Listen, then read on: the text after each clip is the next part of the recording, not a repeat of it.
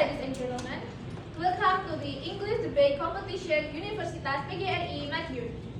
The motion for this debate is this House believes that PPN 12% must go on. I, Alin, will be the chairperson and Nini will be the timekeeper. The affirmative team is my right side with Rizky as the first speaker, Nola as the second speaker, Quincy as the third speaker, and the reply speech will be delivered by Kevin. The negative team is my left side with Yulita as the first speaker, Ayu as the second speaker, Akita as the third speaker, and the reply speech will be delivered by Erania. Our panel of adjudicators consists of Mr. Ari Kurniawan from Unigma.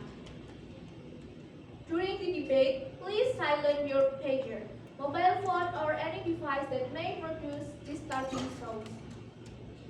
During the course of each speech, the audience is not allowed to get out of the room or to talk. For substantive speeches, the timekeeper will knock once at the 6th minute and twice at the 7th minute. If after 7 minutes and 20 seconds the speaker has not stopped speaking, the timekeeper will knock continuously and any further continuance of the speech will be penalized. For reply speech, the timekeeper will knock once at the 4th minute and twice at the 5th minute. If after 5 minutes and 20 seconds the reply speaker has not stopped speaking, timekeeper will knock continuously and any further continuance of the reply speech will be penalized. The timekeeper will announce each speaker's durations of speech after the speaker has finished the speech. To open the debate, I would like to call the first speaker of the affirmative team, Rizky. Thank you. Good morning, honorable adjudicators, esteemed members of the negative team, and everyone present here today. My name is Rizky Putra, and I'm the first speaker of the affirmative team. Alongside me, Amanda Nola Pramudita as the second speaker, Quincy Yuliansa Hilmi as the third speaker, and Kevin Christian Anthony as the reply speaker. We strongly support today's motion. PPN 12% must go on. We believe the 12% PPN is essential for economic growth, job creation, and long-term stability. It ensures workers are involved in production and benefit from its outcomes, securing a better future for all. Our argument: first, economic growth. The 12% PPN boosts national productivity, raising GDP and global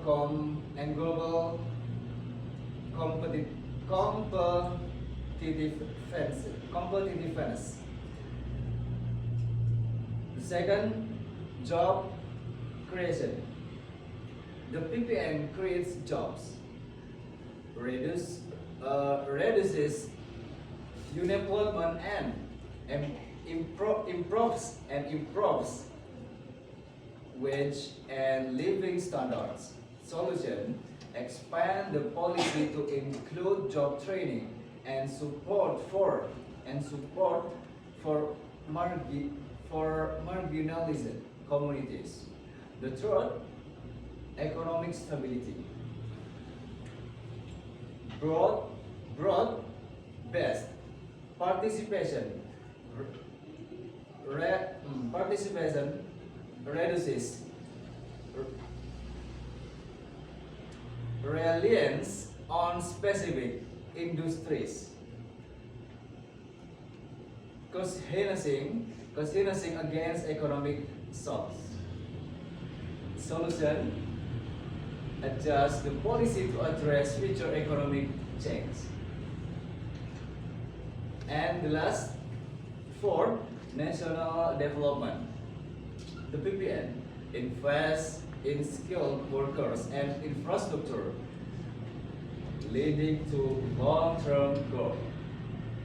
Solution: reinforce fund into education, training, and technology. So, our conclusion, the 12% PPN ensures economic growth, creates job, strengthens stability, and invests in the future. It benefits everyone, especially underprivileged communities, and prepares us for future challenges. We urge you to support the motion PPN 12% must go on. Thank you. The first speaker of the affirmative team spent 3 minutes and 42 seconds. 42 seconds.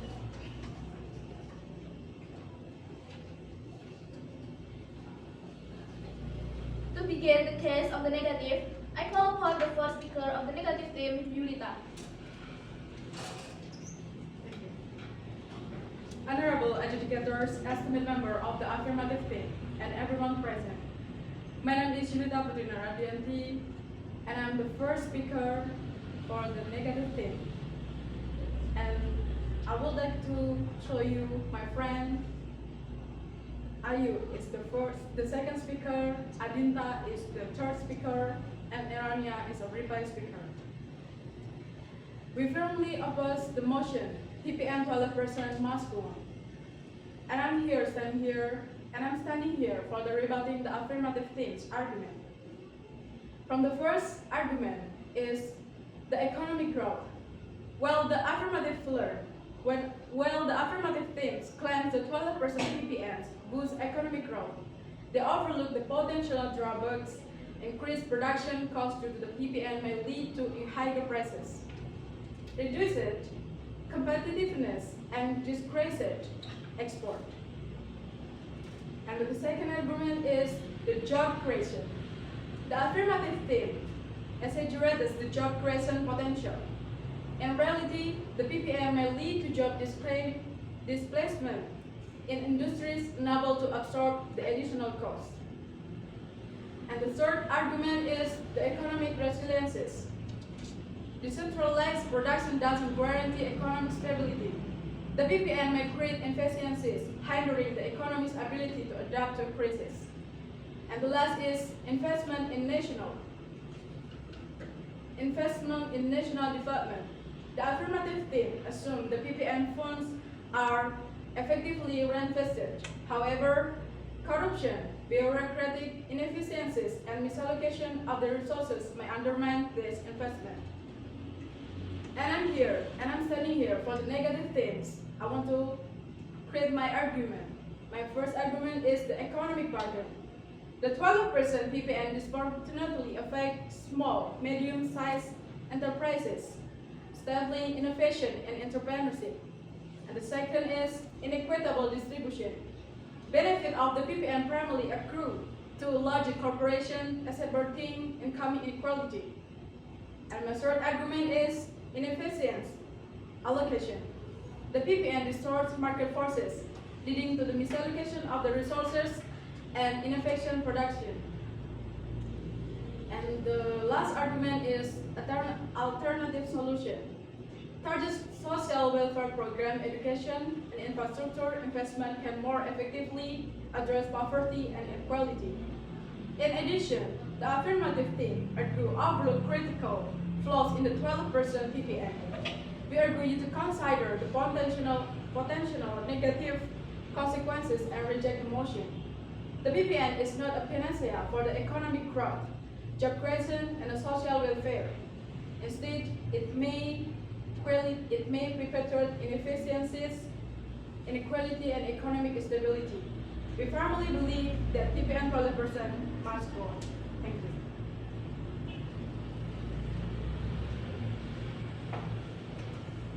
The first speaker of the negative team spent 3 minutes and 21 seconds.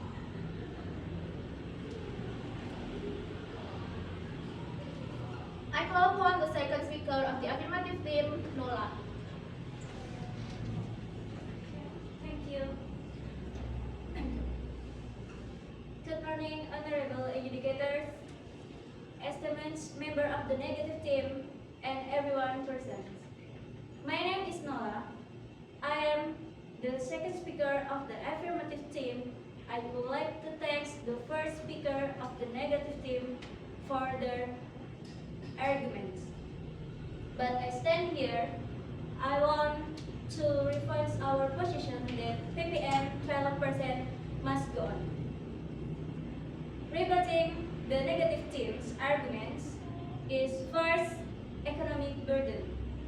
The negative team argued that 12% PPM disproportionately affects small and medium-sized enterprises or SMEs. However, we must recognize that the PPN is designed to create a level playing field by ensuring that all businesses contribute to the economy. We can foster a more equitable environment. Moreover, the revenue generated from the PPN can be reflected into programs that specifically support SMEs, helping them innovate and grow. And the second, inequitable distribution. While the negative team claims that the benefits of the PPN primarily accrue the large corporation, they fail to acknowledge that the refund generated can be used to fund social programs that directly benefit lower income individuals and families. This redistribution of wealth can help reduce income including rather than expanded in. The third, in the fixed allocation, the assistance that the PPN, Mr. Michael focuses in misleading. The PPN is a conservation that encourages possible spending and can lead to more efficient resource allocation in the long run by taxing consumption rather than income. We incent savings and investment which can drive economic growth. And the last alternative solution, the negative team suggests that target social welfare program, education and infrastructure investment and address poverty and inequality. While we agree that these are important, they are currently funding the PPN progress as sustainable refined course that can be directed toward the very defense, ensuring that we have the resources necessary to take this pressing issue effectively. And I'm standing here affirmative the arguments. First, VAT exercises to support stable infrastructure development. And interest in VTF will provide the government with significant additional refund. Indonesia requires substantial funding for infrastructure development, such as road, bridges, ports, and public facilities. Without adequate tax refunds, this development will stall and hindering economic growth and raising our global competitiveness. Number two, economic stability amid global challenge. In the face of global economy, uncertainty such as infrastructure or the threat of recession, the country needs surface reservoirs to further base and maintain economic stability. On the most effective instrument to ensure a steady flow of into the national treasury.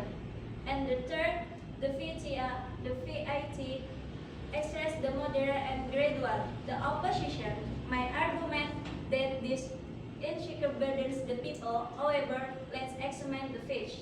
The interest is moderate from 10% to 12%, not an extreme jumps and select goods such as rice, vegetables, basic food stuff remain exempt for VAT.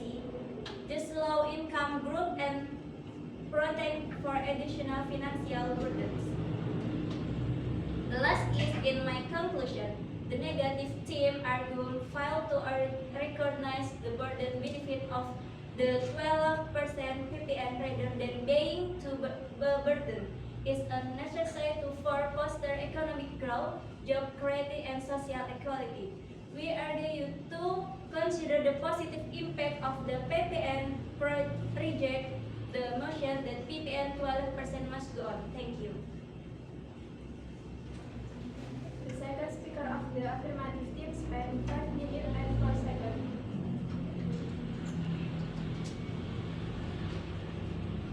I call upon the second speaker of the negative team, Ayu.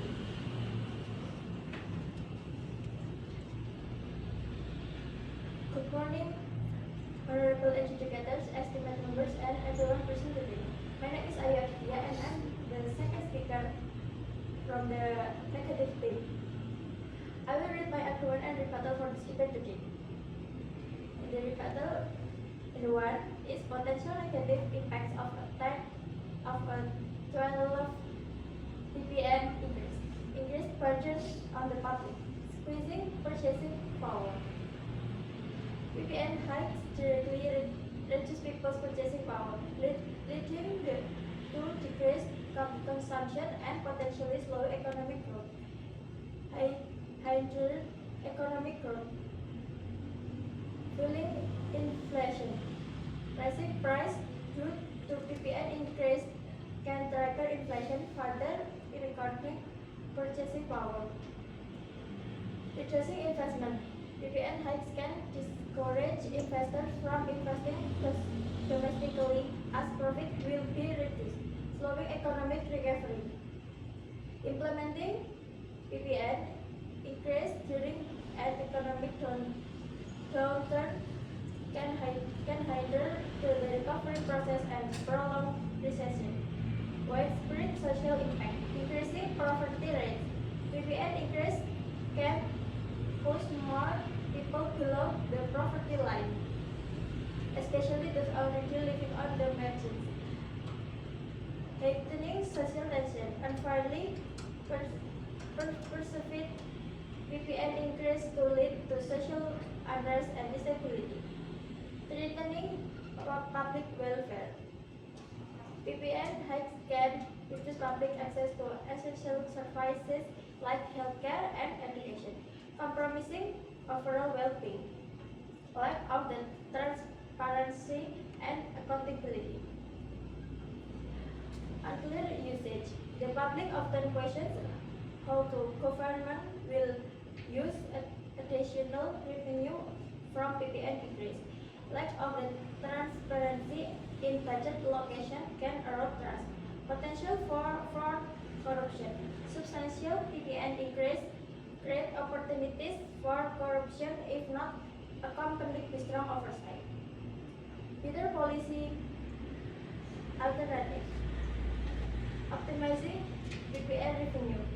The government should focus on maximizing PPN revenue from sectors that are currently undertaxed, such as high income individuals and large corporations. And the argument, first argument is exacerbating inequality. PPN increase tend to disproportionately affect low-income groups, widening existing social and economic gaps. The argument is creating injustice. Not everyone has the same capacity to bear the burden of higher tax. Word-based PPN increase without considering individual economic circumstances are seen as unfair, reducing investment. PPN hikes can discourage investors from investing cosmetically as profit will be reduced, slowing economic recovery. Implementing PPN increase during an economic downturn can hinder the recovery process and prolong recession. Conclusion: 12% PPN increase has the potential to significantly harm the public, particularly low-income groups. The government should consider the alternative policies that are more equitable and effective in generating revenue without burdening the population. Thank you. The second speaker speaker of the negative team spent 4 minutes and 25 seconds.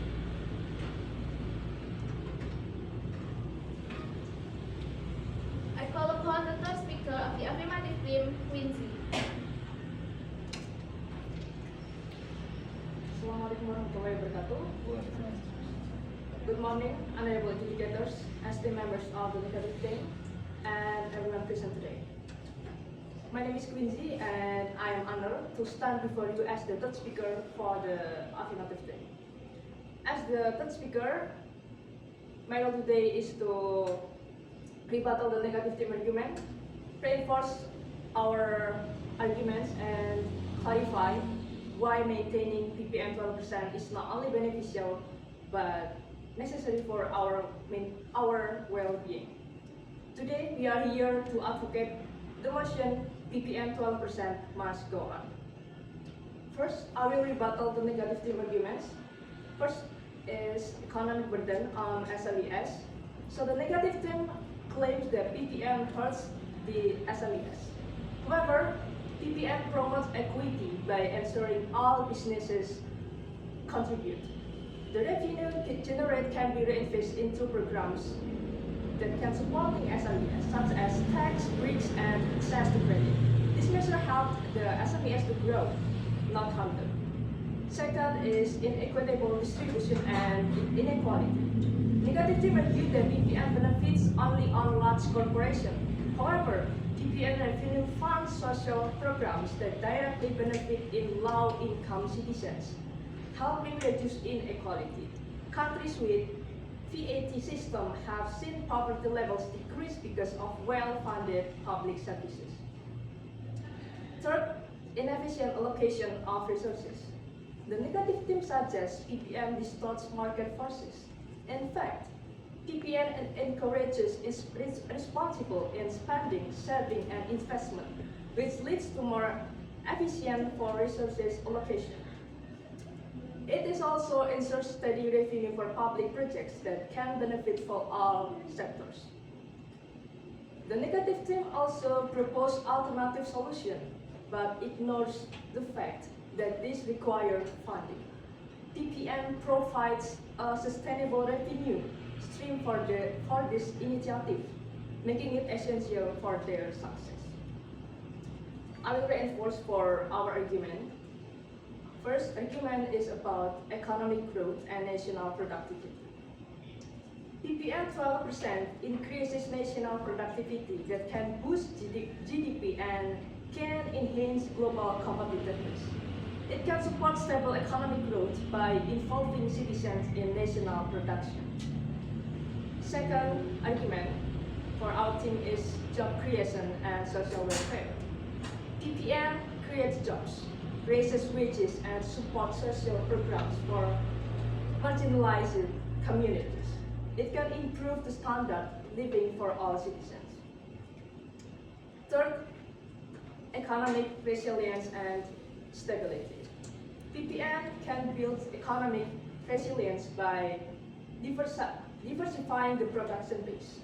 It can making the economy more flexible and stable during crisis. Fourth argument for our team is investment in national development. Revenue from the PPM is reinvested into key areas like education, healthcare, and infrastructure, ensuring long-term national development. I will give more example. For example, is EU VAT system. So countries in the EU with VAT rates of 12% or higher have seen strong economic growth and reduced inequality. For example, Germany VAT funds essential public services, benefiting all citizens. Second example is SME support in the Netherlands. So in the Netherlands, SMEs thrive with financial assistance from VAT revenue, so that can prove that PPM can help small businesses innovate and grow. In conclusion, the negative team's arguments don't outweigh the benefit of the 12% of PPM. It fosters economic growth, job creation, and social welfare. It can ensure funding in essential public services and reduce inequality. For this reason, We urge you to reject the negative term stance and support the motion. PPM 12% must go on. Thank you. The third speaker of the affirmative team spent 4 minutes and 46 seconds. I call upon the third speaker of the negative team, Atinta. Good morning, honorable adjudicators, esteemed member of the affirmative team, and everyone present. I, Adinta Munasari, stand here as the third speaker of the negative team. The topic for our debate is PPN 12% must go on. We, the negative team, believe that this statement is false. Why? First, the first affirmative speaker has tried to tell we that the 12% PPM is essential for economic stability and growth. This is wrong because implementing a high consumption tax during economic uncertainty places undue financial pressure on middle and low income households, reducing their purchasing power instead of stimulating economic growth. This policy risks slowing down consumer spending, a vital driver of economic stability.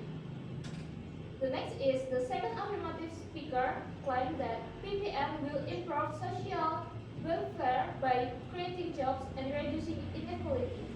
This is incorrect because PPM disproportionately affects small business and individuals with limited resources.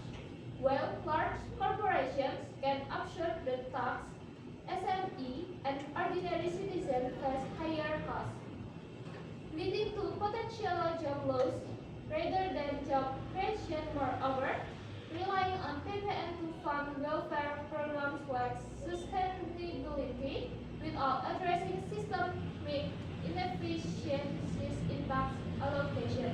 The third affirmative speaker argued that PPN strengthens economic resilience and funds sustainable development.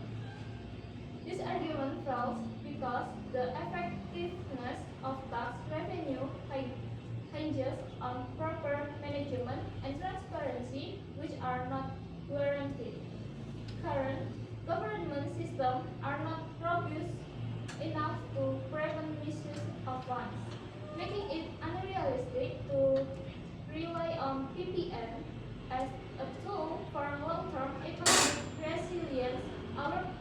resilience. Next is a little summary our team argument. Our first speaker spoke to me about the economic burden of a 12 PPN, highlighting how it disproportionately affects small and medium-sized enterprises, stifling innovation and entrepreneurship. She support this with example of increased production costs leading to higher prices, reduced competitiveness, and decreased exports. She also said that the inequitable distribution of benefit primarily favors large corporations, worsening income inequality.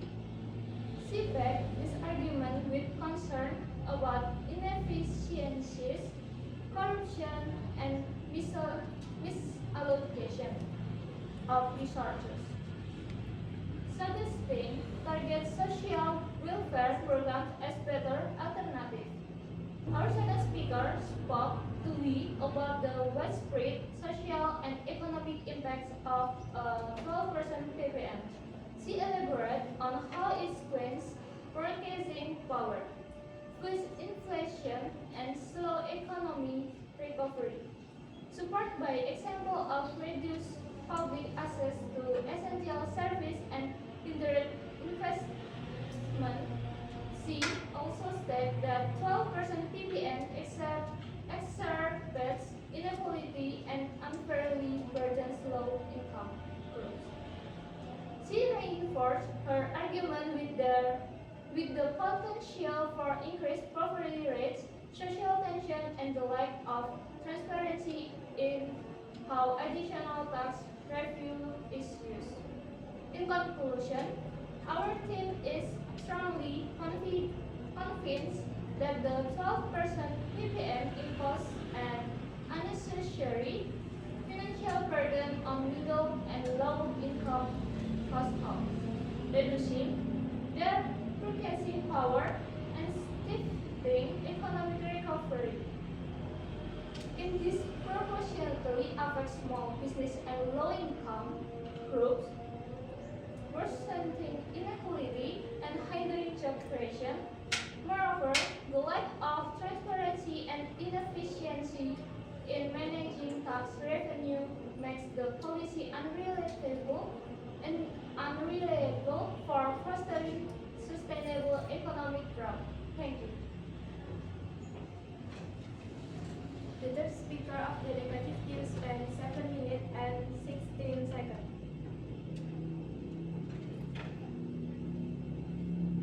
I call upon the reply speaker of the negative team, Erania. Good morning, honorable educators, esteemed members of the affirmative team, and everyone present today. Ladies and gentlemen, my name is Erania Amanda as the reply speaker of the negative team. Today's debate has focused on whether the PPN 12% must go on. The affirmative team argues that it will help the economy, while our team has shown that it brings harm and unfairness. Let me summarize the main points of the debate and explain why our arguments are stronger. The main disagreement is whether the PPN 12% will help the country grow or cause problems. Our team's argument is economic burden. The PPN hurts small business, stopping them from growing and innovating. And in equitable distribution, the companies get most of the benefits, making the rich richer and increasing inequality. Inefficient allocation. The EPPN harms market efficiency and waste resources, exacerbating inequality. It hits low-income people that hardest, widening the gap between the rich and poor, creating injustice. A tax increase for everyone is unfair because not everyone can pay the same amount, reducing investment. Higher taxes make people less likely to invest in the country. Slowing economic recovery. Raising taxes during the recession will slow recovery and make the economy worse. Better alternatives. Programs like social welfare, education, and infrastructure are better ways to reduce poverty and inequality. And an argument from the affirmative team is that the PPN 12% will increase productivity and make the economy more competitive. It will create jobs and improve living standards for citizens. It will make the economy stronger by diversifying production. The money from PPN will be used to improve education, workforce skills, and infrastructure.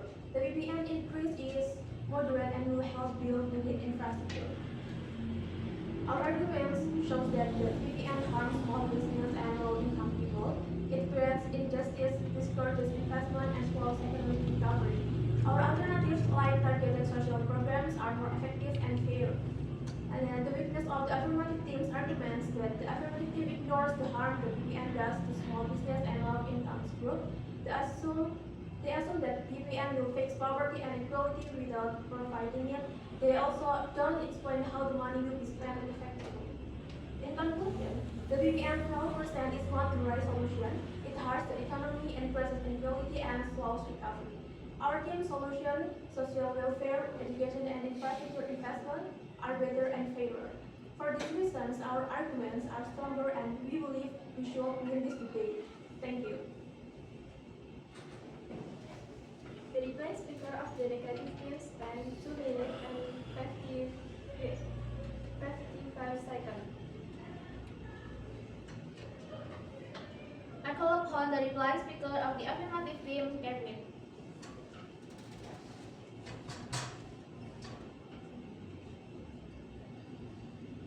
Alright, good morning, honorable educators, opposition team, and everyone present.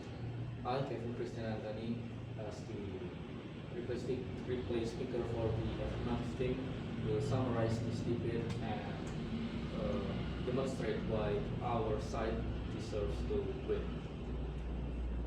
Alright, the main class of this debate revolves around whether implementing the 12% VAT or PPN is a fair and effective policy. From our team, we have argued that sustainable economy, the 12% VAT strengthens national revenue for long-term growth. And then about social justice, exemptions for essential goods ensure protection for vulnerable groups. And the national stability, we agree that this policy enhances economic resilience and safeguards the nation's future. But on the other hand, the opposition team claimed that the 12% VAT or PPN burdens the lower income population, and it does not guarantee direct benefits to the people. However, our arguments stand stronger. We demonstrated that the VAT system is structured to minimize harm to vulnerable groups while ensuring broader economic benefits. The opposition failed to propose any viable alternative to maintain national stability and economic growth. For this reason, I thought the affirmative team clearly provides a more comprehensive and realistic approach to the motion. We urge to the educators and to everyone present to recognize that we strength and more powerful in these arguments for this debate. Thank you. The replay speaker of the affirmative team spent 2 minutes and 22 seconds. Congratulations to all debaters and thank you to the adjudicators. I hereby close this round. Wassalamualaikum warahmatullahi wabarakatuh.